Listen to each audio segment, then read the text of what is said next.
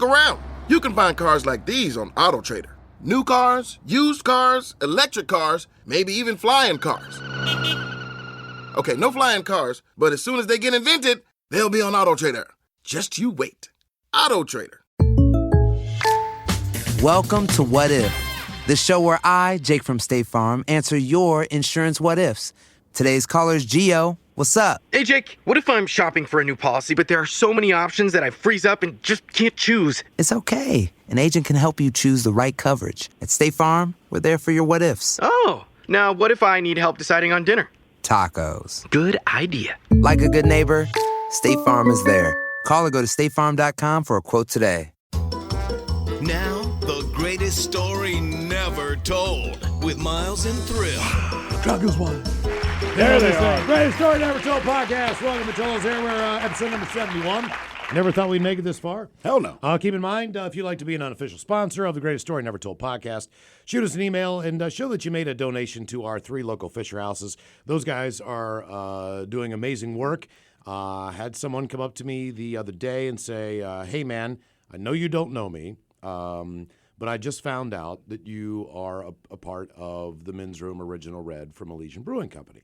And I said, well, I work on the radio show, and we sponsor the beer through Elysian. And he said, well, you know, he wasn't really familiar with the radio show, but he'd heard that I was somehow involved with The Man Show? With Elysian and the beer. You know what I mean? They all remember the name of the beer, but never the show. Yeah. I love your Men's Room Red because you're on that Man Show. Yeah, and it was nice. And he said, and I've chatted with a guy a number of times. His name is Ian. He's a really good guy. He had some family that was going through some difficult times, multiple surgeries, things like this. And he had multiple family that was coming in because the family's pretty spread out, typical military family. Right. And through. The parents were, the children were. So he was just like, I just want to say thanks, man, because my family it was like over a year and a half. Whatever it was just absolutely insane. And he said, I don't know if you know how much that meant, and just as far as, you know, they were aware of the Men's Room Red there within the Fisher House. Mm-hmm. It was kind of, that story gets told in there as well. So that's kind of how he found out about it. And the bar that I was in has Men's Room Red and has from the very beginning. Thank you, Mike's Chili Parlor. It was just, man, you know, it's a humbling thing to go and visit, and in all honesty, we haven't been since the COVID thing hit or anything like that. But at the same time, to hear a firsthand account of someone talking to you about how this has made a difference in their families' lives, you realize the power of the Fisher House. You feel good for our listeners who went out there about Men's Room Original Red. Well, see, to me, that's the thing. To fund the 3 locations. Because we do get a lot of thanks for that, and I understand it, right? And we have nothing but gratitude, and we're very happy to be a part of it. But really, we have very little to do with it. We have our name on a beer that Elysian created, and we all agreed this is the beer we want our name on, right? And the beer's been out there, but it's up to people to buy the beer. And luckily, most of our listeners are drunks, so they've generated a lot of income. But that's the truth of it. Like, look, we have our name on this beer, and I thoroughly enjoy the beer. Luckily, other people thoroughly enjoy it, but we have not gone out and spent $1 million of our own money. No. For Fisher House. This is people listening. And the thing is, a lot of people that buy the beer are very aware of the connection. So to make that choice, knowing that they're giving money to this thing, it's like, look, man, we have to accept the thank you kind of on behalf of everyone that listens. And that's exactly that's such a weird thing because it's so humbling to hear this, but in your mind, you're like, look, honestly, man, I'm not brewing the beer. As individuals, right? We don't brew it. We don't label it. We put our name on it. Yeah. I drink it. Exactly. Yeah, we drink it. And he drinks it, and all of his friends drink it because of that. Sure, man. And they're loyal to the beer because of that. They're loyal to the Elysian brand because of that. that. But that's what I mean. They are doing more than we are in that sense, right. you know? So it was cool to hear that firsthand story. And it was just like, wow, man, and you know me, I'm in a bar, and I'm watching sports, and I'm just kind of like, and then I hear this heavy story, and I'm like, wow, we were a part of something. Yeah. We did something. Something good, You know man. what I mean? Like, we did some good. And then I told him, like, it wasn't us. It was the listeners. You know what I mean? But we all did. It's a collective effort. I think that's what I like most about it, man. I've drank a lot of that beer. Yeah. Hopefully you have, too. Every one of us all pitches in together. We form that human chain. We get some crap done, you know? But that's what I like about Red Festival when we could do it. Back in the good old days when people could get together. Yeah. It was just cool because people showed up for, like, there's no bells, there's no whistles. People literally showed up just to drink with us. And men's room is flowing. And it's like we know we generate a lot of income on that day for Fisher House, but we always invite the Fisher House there for Red Festival. Let me just say on a quick side note, one of the things I like most about Fisher House, and this has nothing to do with what they do, but when we invite them to Red Festival itself, I feel deep down there are certain things everybody wants to do. Everybody wants to win a major award, Grammy, whatever, because we've all practiced the speech, right? We know we're not in the running, but it's one of those things that would feel good. But also, who has not wanted to hand someone a giant check? And look, in the course of life, and I actually mean this. This is so stupid, and it's such a small detail, but once a year, back when we could get together, we would get real excited because they're legitimately those giant checks like you won a Publishers Clearinghouse, but it would always show up at the studio before we take it down to Red Fest. So for like a week, we're all just staring at this big-ass check, and we're like, I know it sounds dumb, but I don't care who you are. Tell me you don't want, well, actually, you'd rather get it, but tell me you don't want to hand someone the giant check. Quick side note about those giant checks. Believe it or not, those things are legally binding. So it's not just a prop. If you went to the bank, I mean, you can get a big ass check. Yeah, you can't fit it through the vacuum tube. Right. But if you took it in and said, hey, man, here's our 6x4 check, they'll cash it for you. Right. And we are very close to $1 million on this. And just, and we mentioned this before, but in case you didn't know, as far as the funding goes in the Fisher House, there are, let's say if there's 100 Fisher Houses in the United States, they're constantly trying to build new ones for different military hospitals and whatever needs to be addressed at that point in time. But the 3 local Fisher Houses here are completely funded through Men's Room Original Red. So they do not have to give any money to the 3 locations here because you take care of it by drinking the beer. So I know they take at a that point, money. There might be a new house being built in Albuquerque, New Mexico right now. The money that would normally come up here goes there. So if you could, when you go to donate, you want to be an unofficial sponsor, just make sure you donate it to the local Fisher Houses in the area because they need the help. You know what I mean? Because they're not getting that funding anymore. So it's the beer sales, it's your donations, sausage, it's the sausage, it's all those things. I will say this, though. One of the prouder things, and I think I speak for the show, as far as the Fisher House, when we first started this partnership with them, they had 2 Fisher Houses in the area. And people started buying the beer, and it generated, like Miles said, a lot of funds for their business. It generated enough funds that they built the 3rd. They did. I mean, think about this. Yeah. So now there's 3. There were 2 when we started, but that 3rd one basically has been financed through the sales of the men's room beer, man. Yeah. And like So, that is the coolest feeling. And that's on you, so thank you guys. Okay, so we got an email here. Except you, Gary. Can you guys please do it? You know you are. Designated driver, not drinking beer. You're doing nothing. Sure, you get people home safe. Nobody cares. Have you or a loved one been injured in an accident? Are you struggling to recover fair compensation? Look no further. At Phillips Law Firm, the experienced personal injury attorneys will fight for your rights and get you the justice and compensation you deserve. They handle a wide range of cases, including car accidents, slip and falls, medical malpractice, and workplace injuries. Justice is a phone call away, so don't wait. Call today for a free case review. Call 1-800-JUSTICE or visit justiceforyou.com. I like this guy's name, J.R. Murphy. It says, can you guys do a greatest story never told about the time Thrill almost killed Ted by rolling the car? That from Jay. Now, you might be thinking to yourself, guys, you've already did this. I've heard the story about when Steve was driving and almost killed Ted with Christy Shake. That was a golf cart. That was a golf cart. This is not the same story. No, and it was Ted almost killed me by rolling the car. That is correct, yes. Oh. Yeah, Monroe Speedway. They invite. In retrospect, this is a terrible idea. So Evergreen Speedway up in Monroe. Is it Monroe Speedway or Evergreens? No, it's Evergreen. Evergreen Speedway. That's where you go to the fair with your kids. And Monroe. Right. Trust me, the memories come back. So they invite us up as a show. There's 4 of us. Ben is producing at the time, and they said, "Hey, man, you guys can race the Hornets. If you don't know, these are refurbished kind of crappy cars. Top speed about 40 miles an hour, maybe, but you zip around the They track. go faster than that. They're 4-cylinder cars. Oh, right. So it's like, if you have a Honda Civic, you can race it. Sure. They can go 85, 90 miles an hour. So we agree. We said, yeah, man, we'll do. How cool is that, right? And again, we have no business doing this, but we show up and we get the helmets and everything. Well, we don't bring our own cars. And to me, obviously, this is the worst part of the story. But there's a guy there, and his daughter is 16, and they are a racing family, okay? And this is one of her first kind of major races, if you will, but he had redone this car for his daughter. They have worked on it together. And he says, look, you can use her car. I was like, cool, man, thanks. He's like, hey, no worries. And there's like all the safety stuff in it. Sure. Because the guy's going to make sure his little girl is okay. And I'm stoked. I'm like, man, this is cool. And the guy's very proud of the car. Obviously, the girl's excited. Whatever. So the four of us in our four individual cars. Yeah, I get a Honda CRX, which was the Honda Civic but with a cut-off back trunk. Right. So it was more like a hatchback at the time. Ted got a Chevy Citation.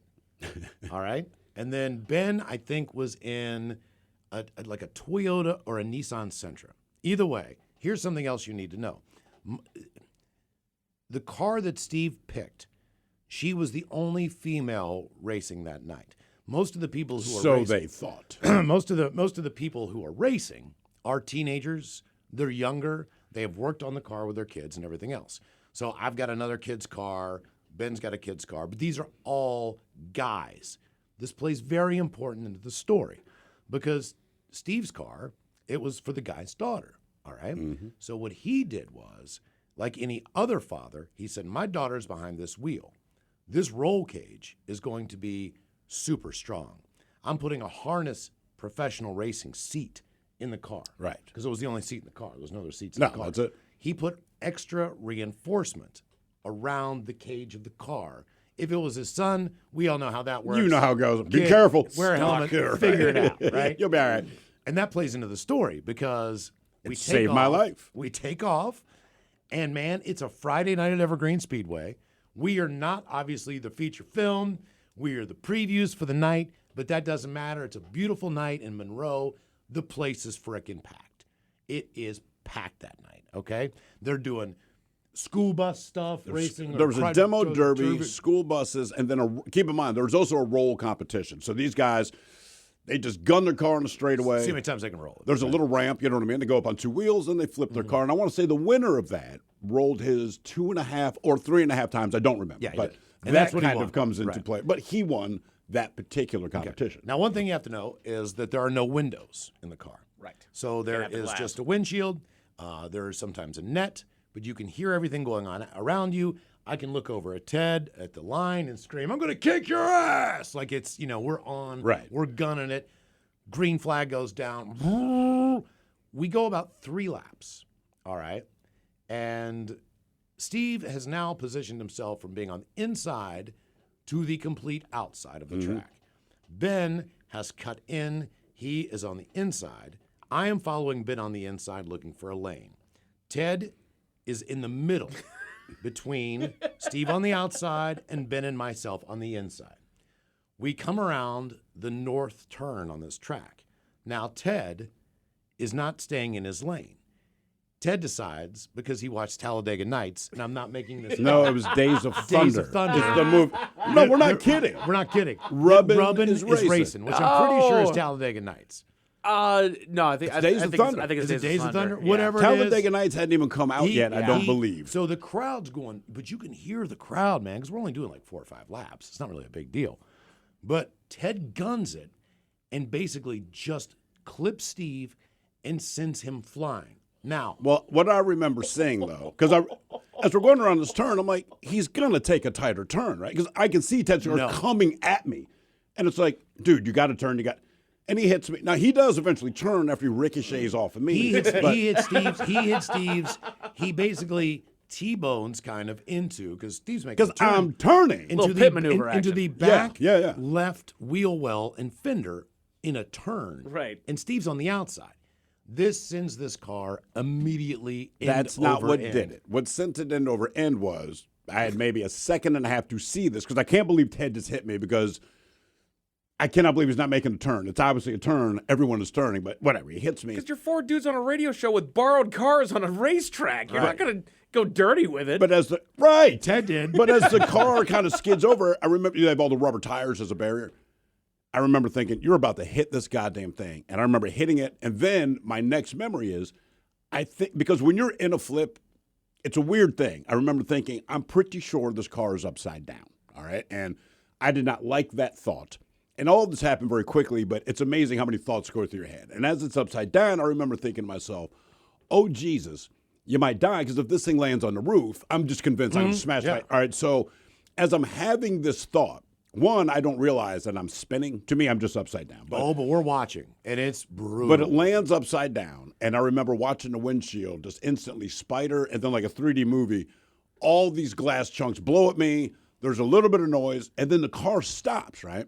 And it's I smoking. realize I'm just hanging there upside down. So my first reaction, there's nobody there. I'm just going, whoa, because I'm not injured, I'm not hurt, but I am upside down. So I remember sitting there, and I'm like, surely someone's going to come over here, and they did. And I see feet, because again, you're just strapped in upside down. And I see these feet, and I realize it's firefighters, all right? And this moment sucked, okay? So I am not hurt. I'm a little rattled, but I'm not hurt. And they drop down to their hands and knees, and they're looking through the windshield at me. And true firemen, I just remember a lot of mustaches. That's not even a joke. The guy says, are you okay? Do we need to come in? I said, bro, I'm okay. And I'm moving my arms. I said, I'm all right. I just want to get the hell out of here. But keep in mind, the windshield is broken. All the glass is below me.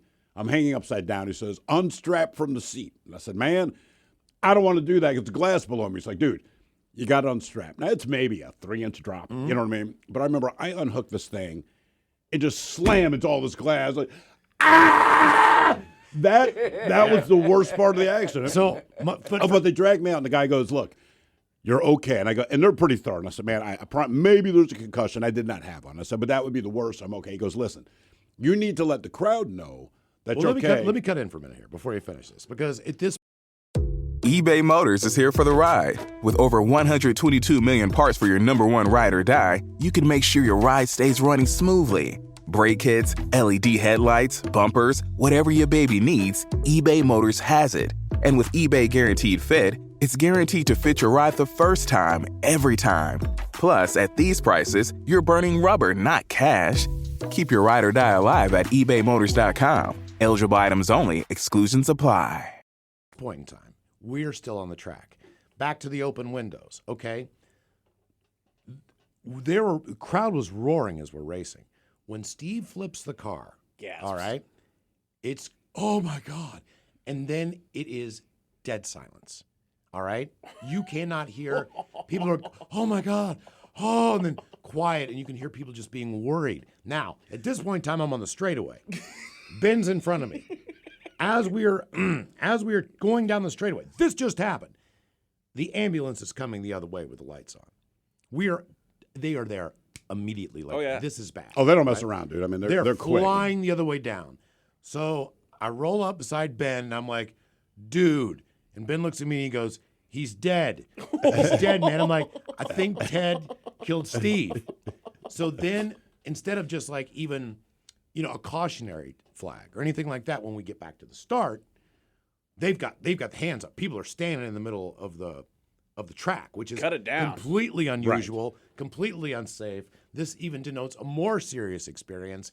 Then we look over, then we see the lights, then we see the car and what happened to it, and I'm just like, oh God. And then Ted comes up beside me, and he goes like, yeah, man, Robin's racing. And I'm like, dude, like Ted, this is not phasing. This is Ted. not the time. But Ted thinks this is what you do. Like, this is not. Ted thinks this is racing. That his mission was successful. He did what he was supposed to do. He got thrill out of the match, out of the race. So then we go back. This isn't Mario Kart. So then we go back, but we can't see Steve and we can't see the car because then again it's flipped over top of this tire barrier, right? It's bad, man. So we don't know. And now we're just slowing down, cut the engine on the car. The owners of the cars that we're driving run down. Everybody's running down. The owners of that car running down to Steve's car. And then Steve comes out and puts his hands up in the air. But here's the thing. All I see is two hands rise above these tires. But the dude says, in my mind, where the car landed is not where it landed. So in my mind, the crowd is directly behind me. This is what I'm thinking. He faces the wrong direction. But I'm looking because he first. goes, just turn around and wave to the crowd, let them know you're okay. So I try to be a little dramatic. I'm like, I'm all right. And I realize, where the is the crowd? They're behind him. I could not believe how far the car traveled. Now, we had said earlier they had the flipping competition, and the winner either 2.5, 3.5 times. I flipped 7.5. All right. I wasn't trying, but the worst part was, so I'm okay. They take me back to the little area that we're kind of at outside, all right, back in the pit, essentially. And I'm talking now to the father that loaned me his daughter's car. And I'm like, man, I don't know how bad it is, but because first they're checking my health.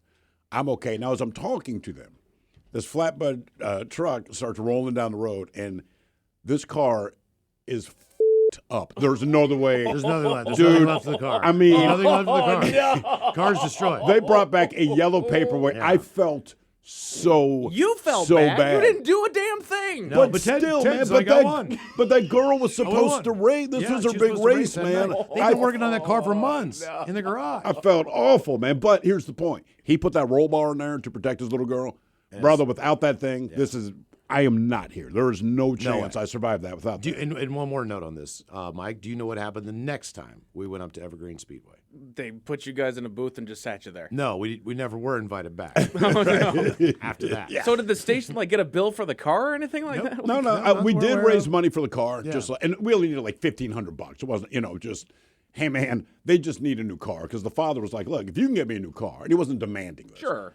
Because I said, man, I got to do something. He says, like, you can get a car. He goes, dude, it's not going to cost more than $1,500. The point is, we rebuild these ourselves. Just get me the shell. But because what I gave him back, he gave me a sheet of paper. When I gave it back, it was half burned and crumpled. It's just like, right, you can't reuse this, right? Jay, that was a good idea. We forgot about that. Yay. Thanks, Ted. Yeah, thanks for reminding us. There you go on the Greatest Story Never Told podcast. You've been listening to The Greatest Story Never Told with Miles and Thrill on radio.com. Oh, man! A Double Flush production.